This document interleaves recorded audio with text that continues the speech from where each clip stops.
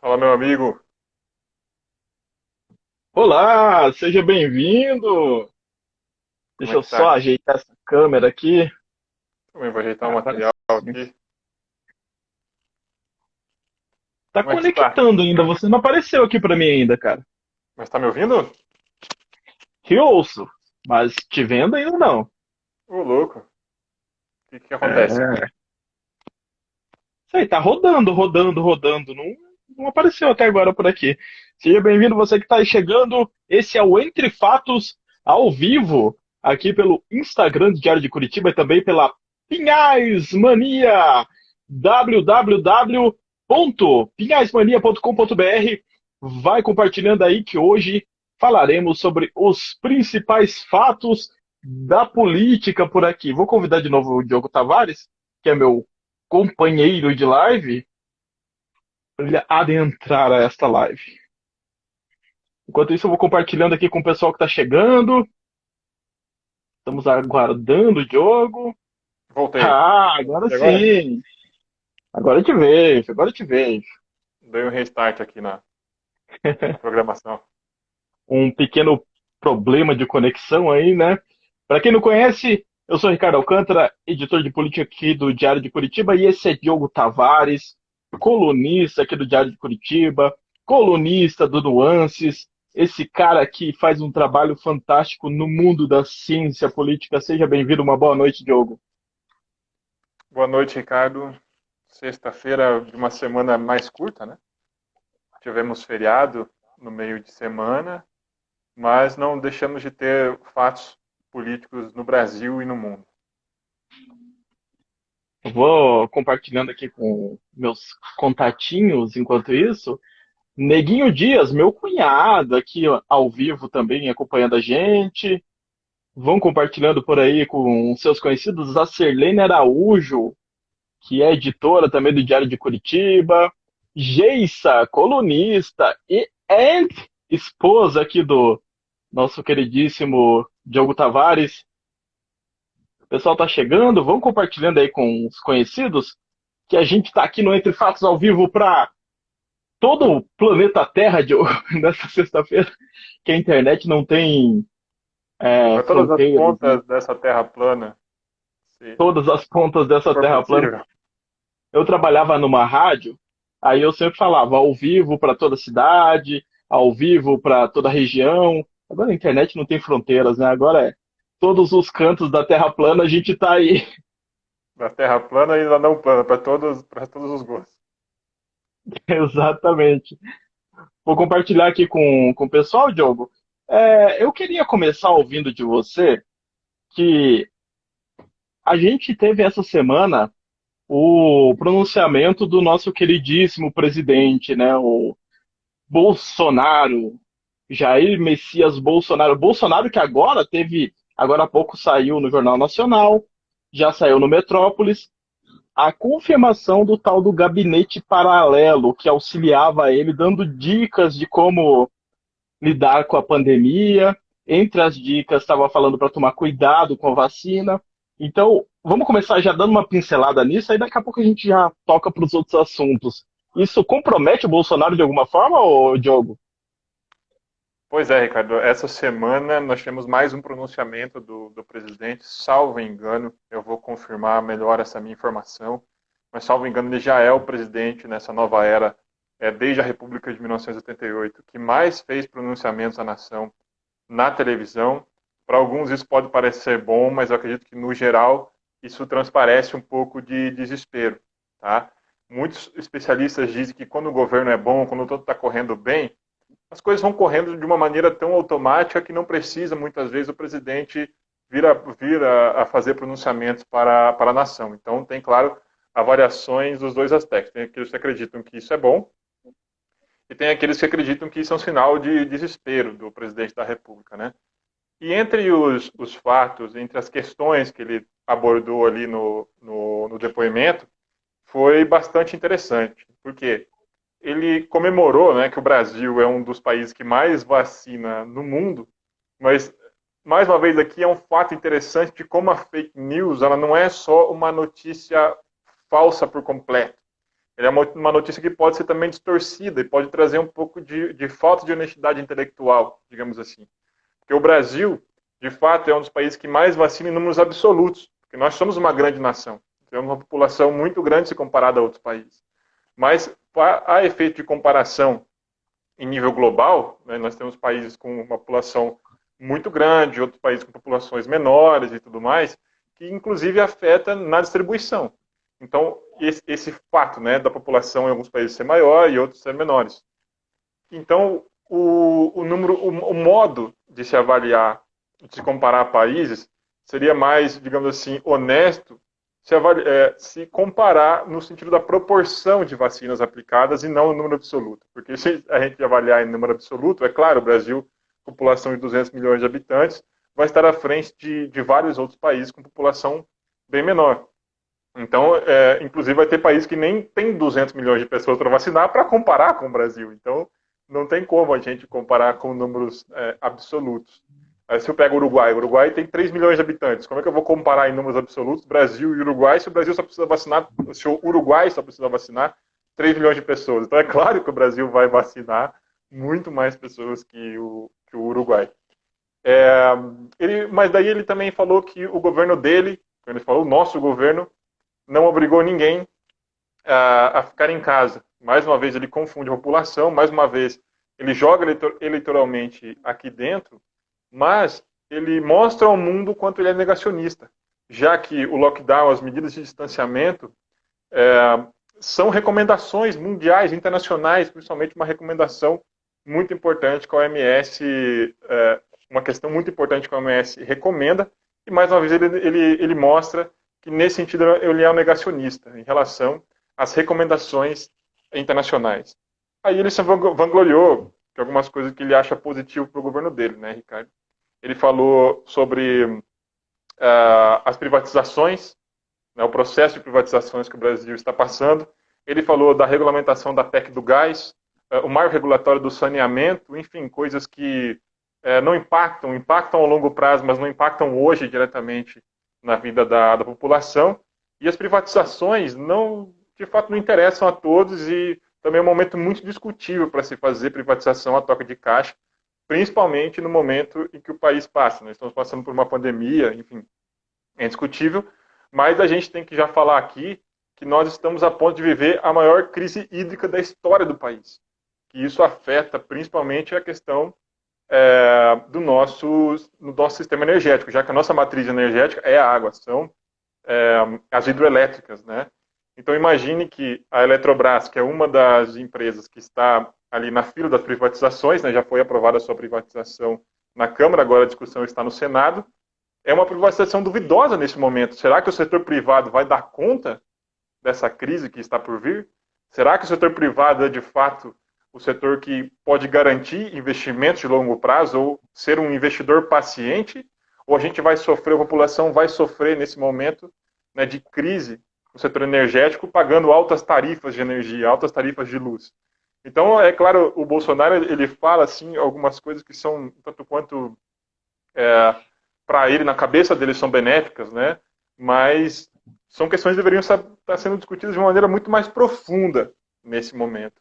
Ele falou, por exemplo, de uma recuperação econômica que ele e o Guedes anunciam a cada semestre, mas nunca chega. Falou que a nossa moeda está se fortalecendo, eu não sei de onde ele está vendo isso. Já foram feitos estudos comparando que a maioria das moedas do mundo se valorizaram em relação ao dólar. Por conta, inclusive, da pandemia, o dólar se desvalorizou, enfraqueceu, mas a nossa moeda se desvalorizou em relação ao dólar. Então é incrível que, principalmente aqui na América Latina, várias moedas se valorizaram em relação ao dólar e a nossa se valorizou. Aonde, no mundo do Jair Bolsonaro apenas, mas aonde a nossa moeda tem se valorizado, né? A gente vê, quem tem que ir no mercado todo dia, lidar com a inflação, principalmente nos alimentos, né, Ricardo? Então, assim, o que eu tenho a dizer é que eu queria viver nesse mundo que o Jair Bolsonaro falou em algum momento ali no seu discurso, mas esse mundo ele não existe. Quando a gente fala de fatos, já que a gente está aqui no programa que fala entre fatos, esse mundo ele não existe. E a gente não pode esquecer que as suas declarações, o seu depoimento foi marcado ali pelos panelaços, né, em todas as regiões do país.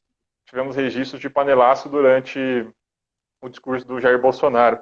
Eu confesso que na hora eu nem consegui ouvir, Ricardo. Na hora, no ao vivo, eu tive que buscar depois na internet, porque os panelaços estavam tão intensos aqui na minha região, que eu não consegui ouvir o discurso do excelentíssimo presidente Jair Bolsonaro ao vivo, na TV, em rede nacional. Tive que buscar depois na internet. Você mencionou aí que existe o risco da crise hídrica, né? E a gente fica pessimista, porque o governo Bolsonaro mostra-se incompetente com crises, e o detalhe, o que dá para a gente ver aí é pela crise da pandemia, né? Total É, desgoverno dessa crise, infelizmente.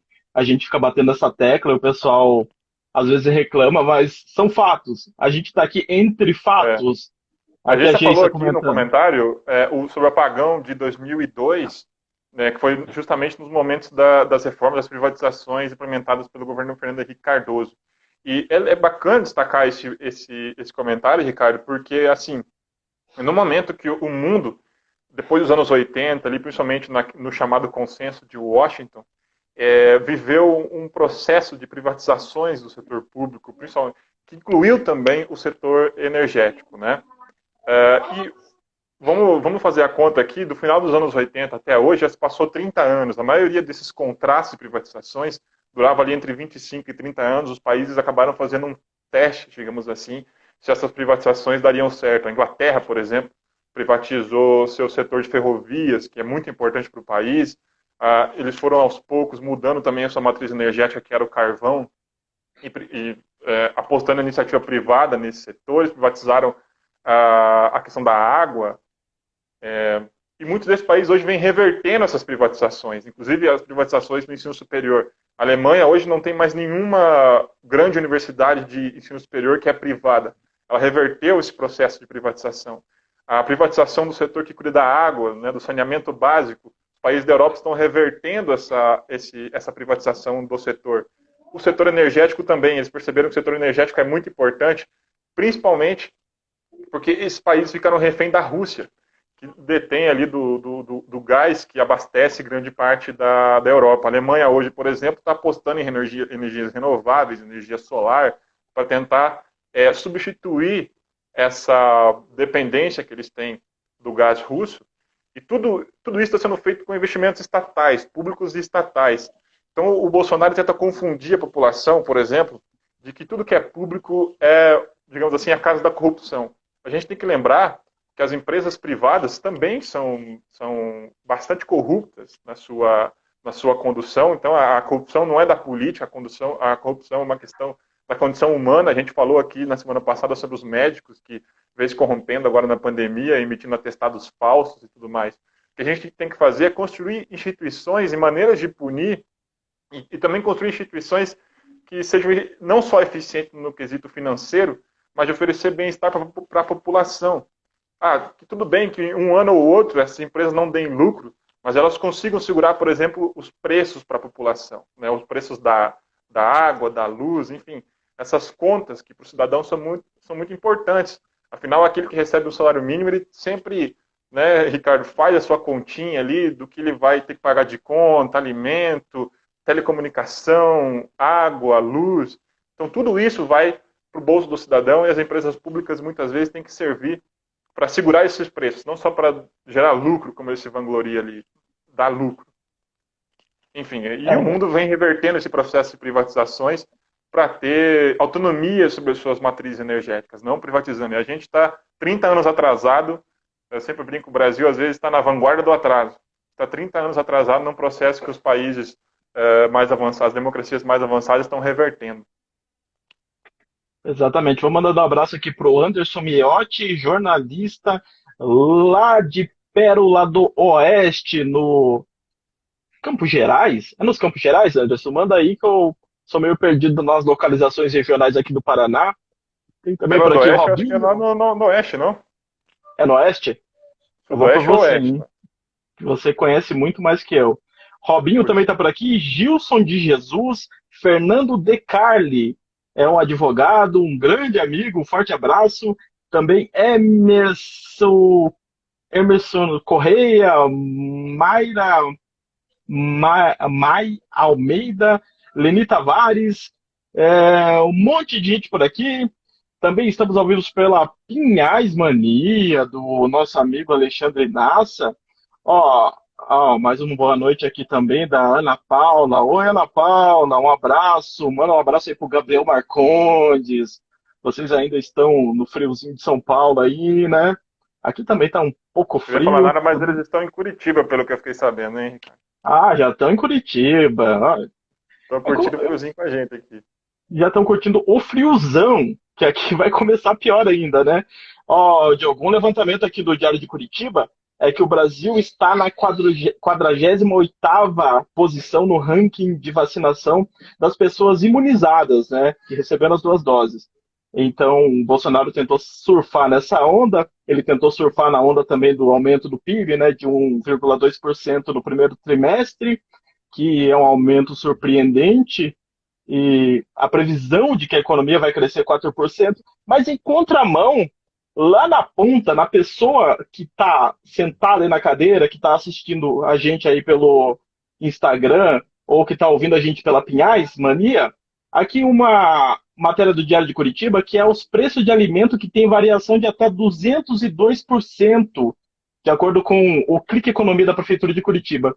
Então, é uma melhora de números que acaba não chegando à pessoa mais necessitada, a pessoa que está passando aperto nessa pandemia, né, Diogo? Porque não é um fato, né, Ricardo? A gente está mostrando aqui o que é um jornalismo dependente, o que é um jornalismo que vai atrás dos fatos, dos dados, dos números reais. E o discurso do Jair Bolsonaro é pura ideologia, ele joga para o seu eleitorado, ele mantém-se negacionista para o cenário internacional. A gente mostra aqui é um exemplo da importância de um jornalismo independente, um jornalismo que não é ligado a governos, um jornalismo que busca sempre esclarecer para a população, porque a população escuta do político um discurso, mas no seu dia a dia ele não sente esse mundo que o político está discursando, né, Ricardo? Então é muito interessante a gente sempre se ater aos fatos. E claro, o povo não é bobo, o povo não se ilude com discursos tão simplórios assim.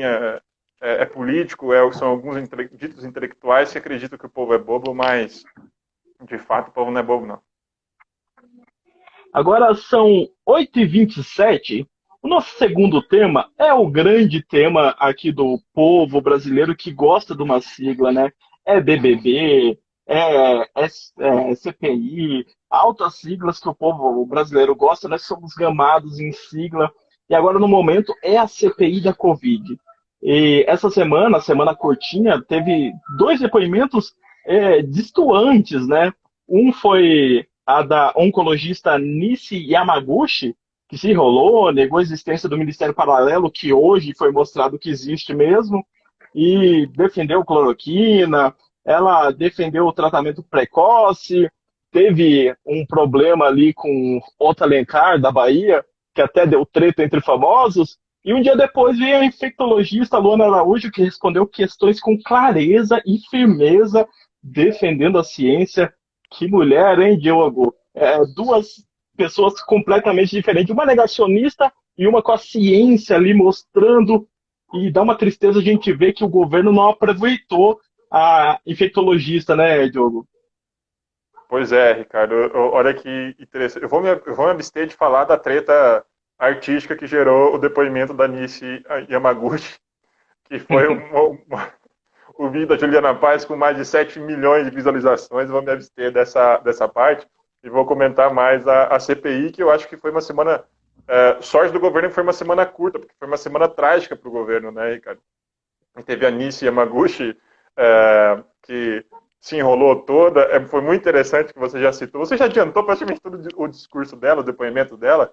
E foi muito interessante a parte que o Otto Alencar, o senador do PSD da Bahia, pergunta para ela a diferença entre um vírus e um protozoário. E ela se embanana toda e ele acaba falando, olha, você não é infectologista em lugar nenhum. Você não deveria estar falando sobre isso, você é um perigo para a nação, uma pessoa como você está falando sobre isso. Inclusive, em nenhum momento, o presidente da comissão parou o depoimento dele e falou assim, olha, você com essa fala tão calma aqui, falando sobre o tratamento precoce, vamos parar. Deixa eu só esclarecer para a população que não existe tratamento precoce, que a senhora, nessa fala de médico, essa fala calma aqui, o pessoal vai acabar acreditando, continuar discutindo esse negócio que não existe, né? Enfim, uma médica negacionista. Tem uma matéria bem interessante da agência Lupa, na Folha de São Paulo, que verifica informações de pessoas públicas, né, declarações de pessoas públicas, e verificou muita mentira no discurso dela. Ela teria mentido sobre os encontros privados com o presidente Jair Bolsonaro, sobre informações da OMS. Em algum momento ela falou, inclusive, que a OMS nunca recomendou lockdown para as nações. Mentiu sobre índices de mortalidade de estados brasileiros, de índices de mortalidade no mundo. Enfim, foi um desastre. E ela não estava preparada também para o depoimento dela, né, Ricardo? Ficou bastante nítido. E pegou mal, porque a questão do gabinete paralelo ali, que o pessoal está negando, a questão da bula também, que eu veio isso negando, ela falou um momento, olha, essa questão da bula existiu, inclusive eu falei para o pessoal que pegaria muito mal para o presidente mudar a bula do medicamento via decreto. Então ela acabou desmentindo, inclusive, outros depoimentos anteriores, acabou falando sobre o gabinete paralelo que, segundo ela, não existia, e hoje saiu o vídeo no Metrópole, eu vi no Metrópole agora à tarde, com certeza já deve ter se espalhado aí pelos outros meios de comunicação, pelas outras mídias, né? Enfim, pegou bastante mal para o governo, e depois veio um depoimento da Anice, na quarta-feira, a Luana Araújo. Foi bastante comentada por falar principalmente que essa discussão de tratamento precoce ela é totalmente delirante e improdutiva, como disse ela, né? E uma coisa que se destacou no final ali, antes de você passar a bola para mim, ela falou uma coisa muito interessante, Ricardo, que é esse clima político que se observa hoje no governo, essa polarização, essa ideologização das coisas de uma maneira tão forte dentro do governo Bolsonaro, que acaba afastando talentos, acaba afastando pessoas técnicas do governo. Isso tem dificultado esse enfrentamento da crise da Covid. Então, esse também foi um momento bastante interessante, em que ela fala que essa polarização, ideologização dos debates, tem afastado os intelectuais, afastado as pessoas que realmente sabem o que estão fazendo em relação às pandemias, à questão do vírus, desse gerenciamento de crise, né, no Brasil. Infelizmente, tem sim. Ela chegou até a comentar no depoimento dela, ela comparou o tratamento precoce como, como pular da borda da Terra plana. Ela fez Foi por isso várias que eu já comecei comparações. sarcasticamente falando que nós estávamos falando para o mundo todo, inclusive para todas as pontas da Terra plana, porque esse foi um outro momento interessante. Ela quis dizer, olha, não existe na ciência esse debate. Assim como não tem como é esdrúxulo falar em Terra plana quando a gente já avançou tanto na astrofísica, enfim, em pesquisas que tem milênios de avanços, o pessoal quer retroceder não sei quantos mil anos em história, em pesquisa, em teorias, em fatos, quando fala de terra plana, e querem colocar no debate público um debate totalmente esdrúxulo, que também não tem comprovação científica, que é o tratamento precoce. Né, Ricardo? Infelizmente, a gente vai ter que lidar muito com isso ainda. Diogo, essa semana tivemos um depoimento, assim, uma denúncia que chocou muita gente, né? Que é, saindo já da seara da CPI, a Manuela Dávila, a ex-deputada Manuela Dávila, a ex-candidata na chapa presidenciável com Haddad, né, a presidente, ela foi ex-candidata à prefeitura lá de Porto Alegre, foi para o segundo turno, super conhecida. Ela denunciou que houve ameaças de estupro, pasmem, contra sua filha que tem 5 anos. Apenas 5 anos. A história é muito complicada. Eu vou dar uma resumida aqui, que ela falou que as ameaças chegaram para a filha dela e chegaram novas ameaças de morte também para ela, que ela vem sofrendo ameaças constantemente de morte. E foi depois que o pai de uma criança que frequenta a mesma escola da filha dela tirou uma foto da menina e divulgou em grupos que distribuem mensagens de ódio nas redes sociais. tá ficando complicada cada vez mais as coisas, né, o Diogo? Cara, você imagina o que pode ser nas eleições do ano que vem, se a gente não regulamentar bem essas questões, tanto das fake news ou quanto do discurso de ódio, porque nós estamos se aproximando de uma eleição que pode ser bastante polarizada, pode ser até pior do que as últimas eleições, e a gente não vê nenhuma ação, digamos assim, séria ou severa, ou que esteja construindo uma solução por parte dos órgãos de justiça eleitoral para a gente combater. Digamos assim, tem algumas ações, mas que elas não vêm tendo sucesso, né, Ricardo? E parece que a violência política vai ser uma marca dessa eleição de 2022, talvez uma eleição tão violenta como a gente nunca viu no Brasil. Em alguns países da América Latina já convivem com a violência política alguns pleitos eleitorais. Não só, Ricardo, por essa questão de esquerda versus direita, mas pelo predomínio de milícias, pelo predomínio de máfias que acabam se envolvendo com a política. Então, a América Latina, de algumas décadas para cá, alguns países já vêm experimentando essa violência política, e a gente parece que estamos caminhando para isso, infelizmente, para viver isso em 2022, numa violência política bastante baseada em questões ideológicas, né? E patrocinada pelo grupo no poder. E eu não acredito que ele está institucionalizada, não é um partido, não é nada.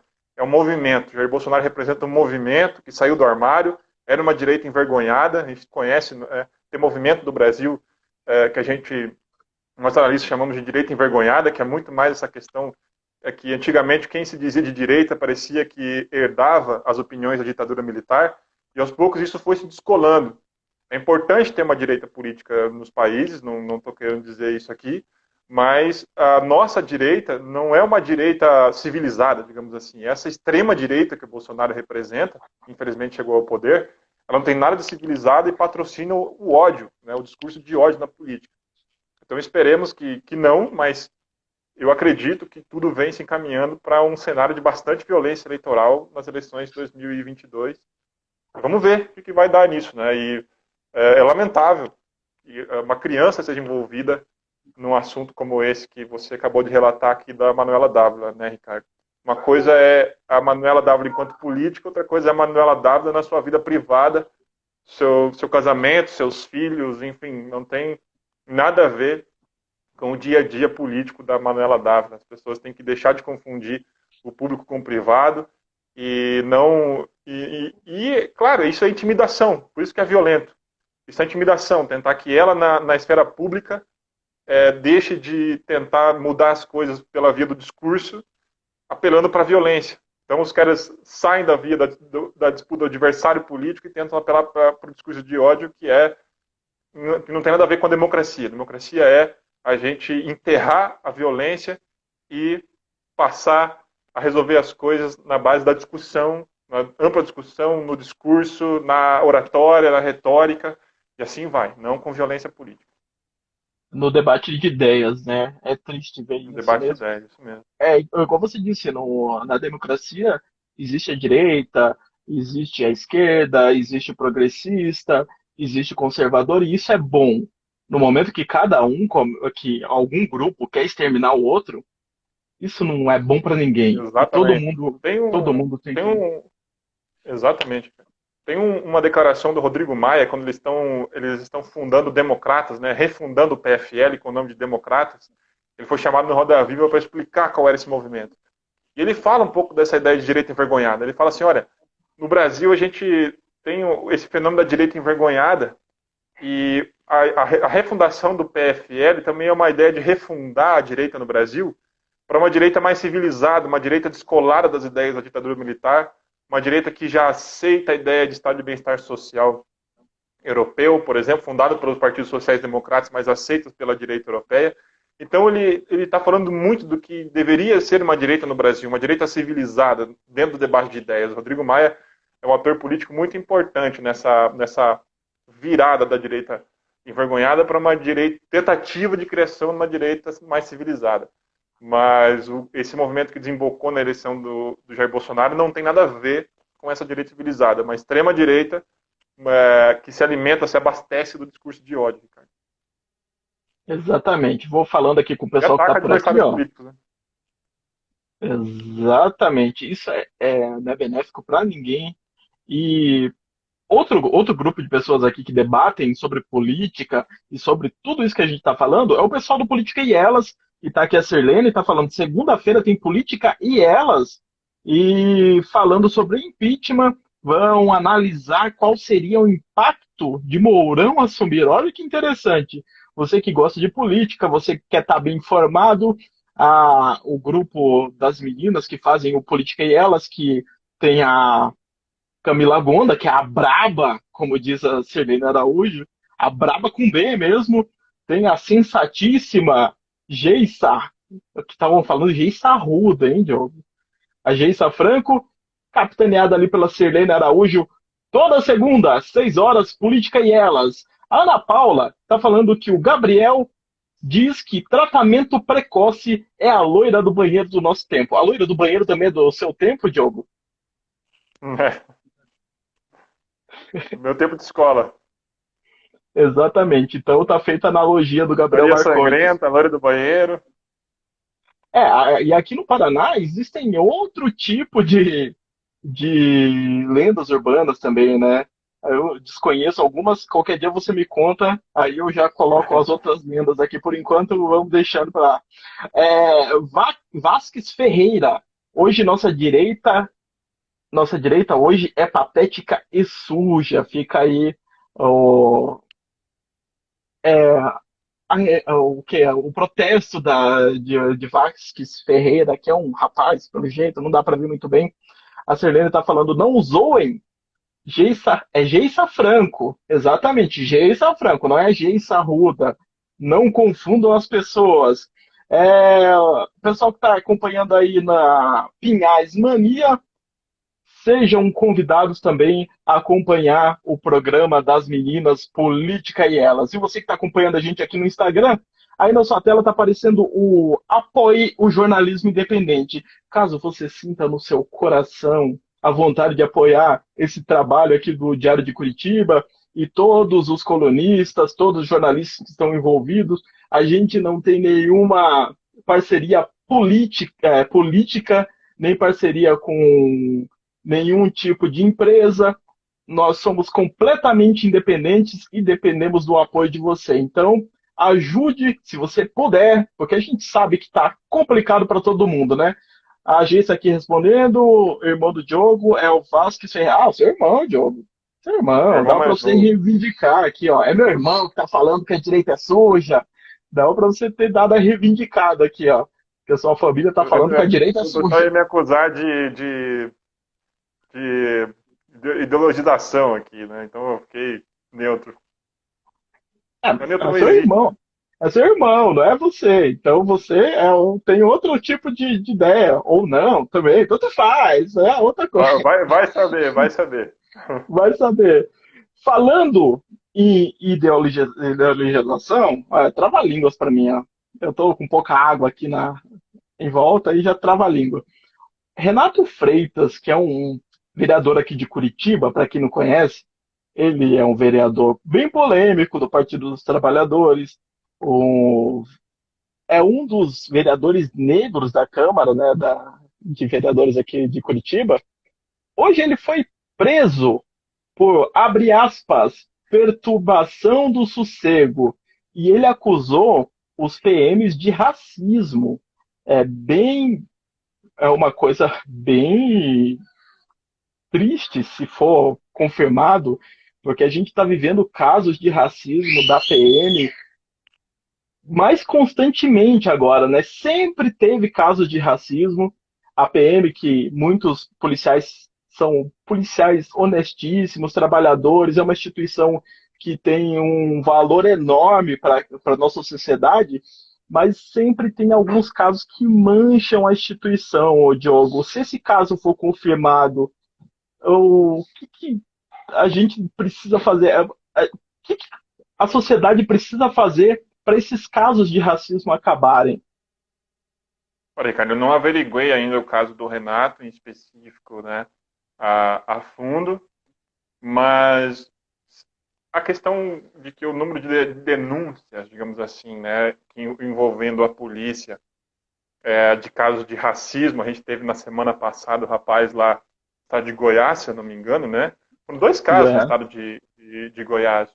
O rapaz que o policial, um comandante da polícia, pediu para ele retirar uma faixa do seu carro, É e um depois teve tenente. o rapaz que estava gravando ele andando de bicicleta no parque e o policial fez uma abordagem extremamente necessária, assim, com o uso desproporcional da força, digamos assim. Olha, eu acho que a polícia, digamos assim, a polícia militar tem que passar por uma reforma nas suas ideias, nas suas instituições. Eu não sei, cara, é muito complicado, porque eu tenho um colega que é comandante da polícia militar e ele fala, o que mais se tem na formação do policial é horas de direitos humanos. Lá no Guatupê, o pessoal vai para lá, eles não aprendem só táticas militares, eles têm aula de direitos humanos. Mas a formação, se eu não me engano, dura alguns meses, e todo o processo até ele se formar não chega a 2 anos, até a pessoa ser efetivada na polícia, né? Tem que pesar isso melhor. Mas, digamos assim, a educação formal do policial não consegue superar essa educação informal de anos da polícia militar, que acaba, digamos assim, poluindo até os novos agentes. Né? Que parece uma educação fascista, orientada para o combate, não para o cuidado, orientado para entender a população ou determinadas classes e raças como inimigas e não como aquele agente que está ali para proteger. Então tem um problema muito profundo, institucional na polícia, que deve ser superado, Ricardo, eu acredito, com o reforço da educação formal desses policiais. E eu acho que esse reforço da educação formal dos policiais vai passando por uma paulatina desmilitarização das ideias da polícia. Porque o Brasil figura ainda como poucos países no mundo a qual a polícia militar está envolvida com questões urbanas. Né? Tem polícia militar em outros países do mundo, na Europa, a própria aqui na América do Sul, América Latina, mas poucas delas têm envolvimento com questões urbanas, nas capitais, nas grandes cidades. Elas estão nos meios rurais. Até mesmo a Colômbia está discutindo essa questão da polícia militar, que ficou designada para o cuidado no meio rural, mas ela vem reprimindo as populações originárias, reprimindo as populações indígenas. Então está se discutindo também a desmilitarização mais ampla da polícia colombiana, por exemplo. Enfim, é um debate bastante amplo, que eu acho que não é tão simples assim para a gente tratar em poucos minutos aqui, cara. Mas que deve fazer parte da agenda daqui a uns anos, da agenda política do Brasil, se a gente quer repensar aí nossa sociedade para frente, uma sociedade mais pacífica, uma sociedade mais tolerante, né? Vai passar pela reforma das polícias. Um ponto que chamou a atenção, foi filmada a ação, grande parte da ação, e ao final da filmagem, compartilhada pelo vereador, ele questiona um policial militar que participava ali da ação, perguntando qual infração teria cometido, né? E o policial falou, não sei. Abre aspas aqui, não sei. Continuando, ele diz, nossa equipe veio aqui para dar apoio para vocês. E você que é vereador, né? Só fica na moral. Fecha aspas. Esse caso está no diariodecuritiba.com. Você pode acompanhar por lá, você que está assistindo aí a gente, você que está aí na Pinhais Mania, você pode acompanhar que a PM do Paraná se manifestou em nota, tá tudo na íntegra, é só você digitar diariodecuritiba.com e acompanhar todas as informações sobre esse caso, ok? Diogo, eleições no México. O que a gente pode esperar das eleições no México e o que isso influencia no Brasil? Que o Brasil também tem relações econômicas com o México, compra muito carro de lá, muito Ford, Fusion vem de lá. O que a gente pode esperar dessa eleição no México? Eu até pedi para você, para a gente colocar na pauta aqui, porque é uma eleição bastante interessante. Alguns dizem que, inclusive, é a maior eleição da história desse país. O México, cara, tem uma história política muito, muito interessante, cara, que, inclusive, está gerando inúmeras séries na Netflix. Depois vou até grudar aqui com a Dica Cultural, que a Dica Cultural de hoje vai ser um pouquinho sobre essa questão das eleições no México. E o México tem uma história política interessante, que eles tiveram a sua revolução política ali no início do século XX, que foi bastante profunda, gerou a desapropriação da Igreja Católica, que era a maior, era a maior detentora de terras no país, proibiu religiosos de participar da política, fez uma reforma profunda em vários setores e, digamos assim, institucionalizou nessa época o que viria a ser as suas instituições políticas, a sua democracia no futuro.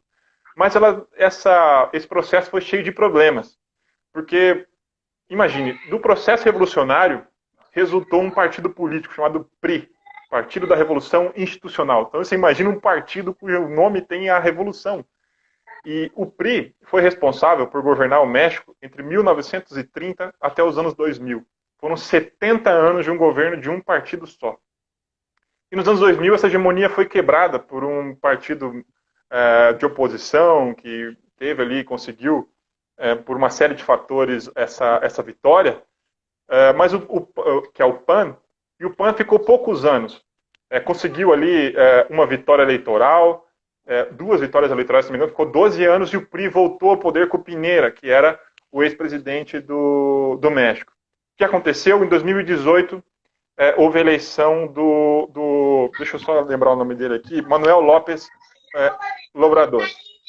E o Manuel López Obrador, ele marca, digamos assim, mais um fato muito importante na política do México, porque ele cria um partido político para esse momento, né? Ele era de um outro partido político, o PRD, ele cria um partido movimento chamado Morena. O Morena tem como objetivo reunir os indignados, digamos assim, com todos esses anos de governo do PRI, porque o PAN elegeu o presidente, mas não conseguiu maioria no Congresso, e o PAN acabou reproduzindo várias práticas institucionais do PRI na presidência. Então ele falou, aqueles que prometeram mudança na política mexicana, mudança institucional, acabar com a corrupção, não o fizeram. Vou criar um partido político aqui para a gente, de vez, acabar com essa questão. E outro fato interessante é que o PRI, lá no seu início, em 1930, ele começa como um partido de esquerda, ele se envolve com sindicatos, com reforma agrária, enfim, na maioria do século XX. E nessa virada ali do consenso de Washington, do neoliberalismo, ele também se torna um partido neoliberal e tecnocrata. Então, nos anos 90 até os anos 2000, o PRI, continuado pelo PAN, que era a oposição de centro-direita, acaba implementando um projeto neoliberal da economia e aprofundam a desigualdade no México. Então, o Moreno também criticava esse modelo econômico que o PRI tinha implementado. E como o PRI era um partido gigante, era o único que mandou por anos no México, inclusive muitos integrantes do PAN, do Morena, faziam parte da ala à esquerda do PRI. Então, quase todo mundo na política do México um dia se envolveu com o PRI, que era o maior partido político de lá. E o Morena, então, venceu as eleições, fez maioria no Congresso com o próprio partido, o PRI tem mais de 50% das cadeiras o Morena, mais de 50% das cadeiras no Congresso, isso era inédito no México, só o PRI tinha conseguido isso em 70, 80 anos. E o López Obrador, então, começa essa reforma e tudo mais, e essa eleição, o mandato de presidente no México dura 6 anos. E essa eleição agora está no 3º ano de mandato do presidente. Só que o mandato dos deputados dura 3 anos, e também no meio do mandato dele tem eleições, então, para renovar, no meio do mandato do presidente tem eleições para renovar o Congresso, e para eleições a nível local, né, para também testar a força do presidente. Então, essas eleições vão ter eleições, então, para renovar as 500 cadeiras de deputados, para eleições em 15 estados da Federação do México, renovar 30 congressos locais e mais de 1.900 municípios, o que a gente entende aqui como prefeitos e vereadores, também vai ter eleição lá. Isso vai testar a força eleitoral do Morena. Será que o Morena foi só um movimento temporário? Ou o Morena é um partido político que veio para ficar e, de fato, se tornar um partido importante na política mexicana? Então, López Obrador, é claro, ele é um líder mais à esquerda, bastante crítico das medidas neoliberais, e vem, digamos assim, também fazendo uma revolução em alguns aspectos na representação do México. O Morena é um partido catch-all, digamos assim, um partido pega tudo, mas ele conseguiu renovar bastante a representação no Congresso mexicano, com os povos originários, com os indígenas, com representações locais que não se viam representadas antes. Então, Morena é um movimento muito interessante, Ricardo, na política mexicana, que vai agora ser testada nas eleições locais.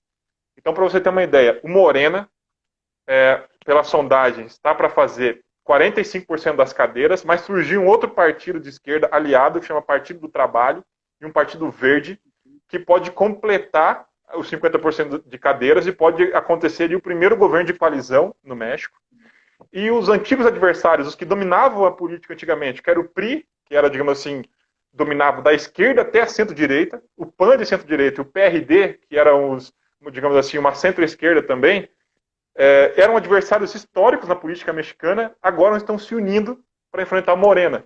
Então a coalizão, a coligação que enfrenta o Morena é uma mistureba, cara. É centro-esquerda, esquerda, centro-direita, direita, contra o López Obrador, que representa ali uma esquerda e uma centro-esquerda.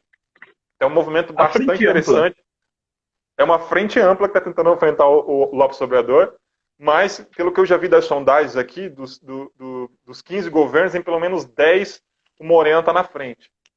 Não quer dizer que ele vai ganhar esses 10, mas ele está na frente. Ali, os especialistas dizem que pelo menos 50% dos estados o Morena vai levar, e dos municípios também. Não quer dizer que é um movimento totalmente de renovação e de esquerda. O Morena acabou se tornando um partido pega-tudo. Todo mundo que está insatisfeito com a época do PRI vem para cá, mas a gente sabe como funciona. É muito parecido com o Brasil, Ricardo. Tem ali o pessoal que vai... O Partido dos Trabalhadores também inchou quando o Lula esteve no governo. A gente tinha aqui, no Paraná mesmo, o Toninho Vancher, aqui na Fazenda Rio Grande, o empresário do setor dos postos de gasolina, estava no Partido dos Trabalhadores. O Ele Luizão. nunca... O Luizão, esses caras... O Luizão tinha mais a questão sindicalista dos professores. Mas eu digo Toninho Vancher porque o cara era um grande empresário e se uniu ali ao Partido dos Trabalhadores para o seu próprio benefício eleitoral. Né? Não tinha nada de pauta, de ideologia ali. E o Morena está com um pouco desse movimento. Ao mesmo tempo que ele representa uma renovação muito importante, ele é um partido que é tchau, então não dá para a gente se iludir. Eu achei interessante você falar sobre 15 estados do México, que geograficamente não é grande assim, né? Não é enorme. O México não é tão pequeno também. E o México, assim como o Brasil, é um presidencialismo e federalista. Então, muitos estados não têm, muitos países não têm essa ideia de unidades federativas, eleições para governadores e tudo mais, porque é totalmente centralizado. É governo central e municípios. O México já é mais parecido com o Brasil. Tem esse governo centralizado. Agora, Ricardo, a gente está falando de violência política. No México é histórico. A gente está agora tendo muitos casos nessa eleição. A violência tem se exacerbado, tem aumentado muito. Muitos casos de morte de candidatos e sequestro de candidatos. De ambos os lados. Não tem um lado bonzinho e o outro do mal, não. De ambos os lados está acontecendo muitos atos de violência eleitoral, que é, digamos assim, já histórica no México, principalmente nas regiões de fronteira com os Estados Unidos, que é conhecida pelo tráfico de drogas, né, Ricardo? Mas no México vem se aprofundando isso, e uma das promessas na verdade, assim, o presidente não pode se envolver com eleições de meio de mandato lá. Ele é proibido. Inclusive, a Justiça Eleitoral está investigando acusações da oposição contra ele, se ele participou ou não das eleições num programa matinal que ele faz lá na rádio e na TV. Ele diz que não. Mas, assim, e até bom, porque pela violência política do país, quando o presidente se envolve, ela se acentua, essa violência eleitoral. Mas, de fato, um exemplo de onde a gente não quer chegar com toda essa violência e discurso de ódio, a gente pode tomar o México, que é um lugar muito violento quando a gente fala em eleições. Candidato morrer lá é quase que normal, é banalizado. Né? E isso eles estão tentando combater essa violência eleitoral aos poucos. Mais informações, diariodecuritiba.com. O Diogo, ele prometeu para mim em off aqui que vai fazer um mega de um artigo falando sobre as eleições do México, hein, Diogo? Vamos ver se vai dar tempo. Por aqui, Podemos fazer sobre os resultados que vão ser domingo as eleições, esqueci de falar, né? Vai ser domingo agora já. Aí, ó. Prometido, hein? Prometido. Por aqui, Miss Preta, ótima live, deixa salva. Miss Preta, que é uma ativista, é uma influência de Pinhais. muito importante lá, bastante conhecido. Obrigado por participar aqui da nossa live. E para você também que está em Pinhais, a gente está sendo retransmitido pela Pinhais Mania, que é pinhaismania.com.br. Também está no Instagram, dá uma forcinha lá, sigam a Pinhais Mania, que é um projeto novo do jornalista Alexandre Nassa. Fortaleçam esse trabalho, ok? Um abração para a Miss Preta. Obrigado por participar aqui da nossa live. Por aqui também, Lúcia de Mello, que é minha mãe. Obrigado também por estar participando aqui da live. Diogo, agora são 9 horas em ponto. A gente tem 7 minutos que a gente começou atrasado para dica cultural. Então vamos para a dica cultural da semana. A dica cultural da semana vai ser bem rápida, cara. Aproveitando o assunto México, tem uma, como eu já falei, bastante conteúdo interessante na internet sobre a política mexicana, que dá série mesmo, porque quando a gente vê a série, a gente não acredita que isso de fato aconteceu. É claro que o Brasil, nos últimos anos, também vem nos proporcionando momentos que dão séries bastante interessantes, né? Desde da ascensão do Eduardo Cunha, acho que já mereciam uma série também. Mas o caso do México é bastante interessante, como eu falei, pela questão da violência política, pelo domínio do PRI por 70 anos na política. Tem uma série documental, dentre várias que existem sobre o México, tem uma série documental na Netflix, chama-se O Candidato. Tem um nome anterior, que é História de um Crime, mas ela é conhecida pelo segundo nome, O Candidato, você já acha. Que conta a história do Luiz Colosio, que foi candidato a presidente do México em 1994 e foi assassinado durante a campanha. E aí, a série é uma série documental, tem trechos de série e trechos de documentário. Ela acompanha a primeira-dama, a mulher do Colosio, que seria a primeira-dama, nas investigações, que ela não se conteve com a explicação dada pela polícia. Porque o Colosio foi morto num estado cujo governador era do PAN, que a gente falou aqui, que era, na época, adversário político do PRI. Então foi fácil. Na época, a polícia, também totalmente institucionalizada e dominada pelo PRI, acusou já o PAN por ter armado a morte do Colossi e por assim ficou. A primeira-dama não se contentou e foi atrás. Ela quis uma investigação mais séria, mais independente. E aí a série vai contando a história dessa investigação, que eu não vou dar spoiler daqui para frente, que é muito interessante e acaba, inclusive, envolvendo o presidente, a pessoa que veio a substituir o Colosio na candidatura à presidência. O candidato. Cara, eu procurei quem dirigiu essa série, eu não achei a ficha técnica de quem dirigiu, nem na Netflix tem, mas é uma série bastante interessante, está disponível ali na Netflix. É uma temporada, tem 4 ou 5 episódios, ela é bem rápida, mas tem bastante informação e é bem curiosa, bem curiosa. E vai falar, mostra também, Ricardo, um pouco, a gente está falando de voto impresso, voto eletrônico. Para quem acredita que o voto impresso, ele, digamos assim, é imune à corrupção, ele vai mostrar que é totalmente ao contrário. O voto impresso é totalmente mais, digamos assim, sensível à corrupção. O próprio PRI, quando ele sabia que em determinado distrito ele ia perder, essa urna com voto de papel tinha que ir até um órgão central para fazer a contagem. No meio do caminho havia sequestro dessas urnas e de repente encontravam as urnas no meio de um lixão com todos os votos queimados. E aí, na contagem dos votos, nunca se sabia se tinha lá votos a menos, votos a mais. Então, a eleição no México sempre foi um problema. Fraude, violência. E, enfim, a maioria das séries que retratam a política mexicana retrata muito desse domínio do PRI, das fraudes eleitorais. E chegou um momento que o PRI estava tão desgastado que não dava mais nem fraudando eleições. Né? Nem a própria eleição do López Obrador foi isso. A eleição do Morena foi um pouco disso. Né? O PRI estava tão desgastado que nem fraudando ele conseguia mais enganar as pessoas de que enfim, as eleições eram justas.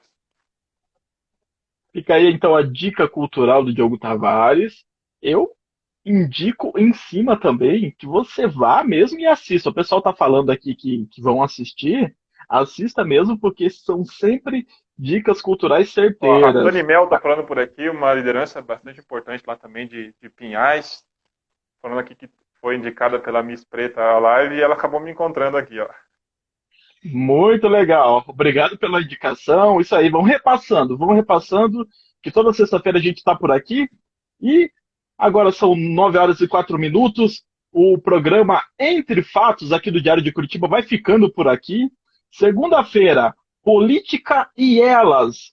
Para você saber mais sobre a política, sobre a visão do que a mulher, como que a mulher deve atuar, como que a mulher deve se envolver na política, com três pessoas sensacionais: a jornalista Selene Araújo, a cientista política Geissa Franco, que não é a Geissa Arruda, e também a ativista política com amplas possibilidades que eu posso falar dela aqui, que é a nossa amiga Camila Gonda, uma grande ativista Ricardo, política, eu vou falar estudiosa também, na não área só as também. mulheres têm que ver, os homens também têm que assistir essa live para compreender como é que eles devem agir, para inclusive ajudar nessa pauta super importante que é a representação da mulher na política, ouvindo as mulheres. É ouvindo as mulheres que a gente vai conseguir ajudar e não passando uma ideia masculina do que deve ser a representação das mulheres na política que a gente vai avançar nessa pauta. Pelo contrário, nós homens também temos que Exatamente. ouvi bastante sobre. Política e Elas, toda segunda, com esse timaço. A menina braba, a sensatíssima, a fada sensata ali do negócio e a capitã da equipe, a Selene Araújo. Muito obrigado a você que acompanhou a gente, obrigado, Diogo. Você quer deixar uma frase inspiradora aí pra gente finalizar? Pô, você me compromete, eu não tô com nenhuma frase inspiradora na cabeça. A minha frase inspiradora se foi nesse momento. Mas, enfim, decreto, fique em casa. Vamos maratonar o candidato. Quem sabe a gente troca umas ideias aí e comenta. E daí já maratona a série, acompanha as eleições do México no domingo. A gente pode comentar na coluna ou aqui na sexta-feira que vem o resultado dessas eleições. Aí vocês também me dizem o que acharam da série. E é isso aí. Vamos nessa, Ricardo. Bom final de semana a todos. Um bom final de semana a todos. Obrigado a você que acompanhou a gente pela Pinhais Mania. Obrigado a você que esteve aqui com a gente até agora. Sigam as redes sociais do Diário de Curitiba, no Instagram, no YouTube também tem um canal que a gente está começando a trabalhar, no Facebook. Acesse o diariodecuritiba.com para saber todas as notícias aqui de Curitiba, região metropolitana, Paraná, política, economia. Temos bem-estar, temos um timaço de colunistas, um timaço de blogueiros que falam sobre muitos assuntos. É o jornalismo independente aqui da capital. Um abraço a todos, muito obrigado. Acompanhe o Diário de Curitiba, jornalismo independente, ético, plural e democrático. Até semana que vem. Até semana que vem. Tchau, tchau.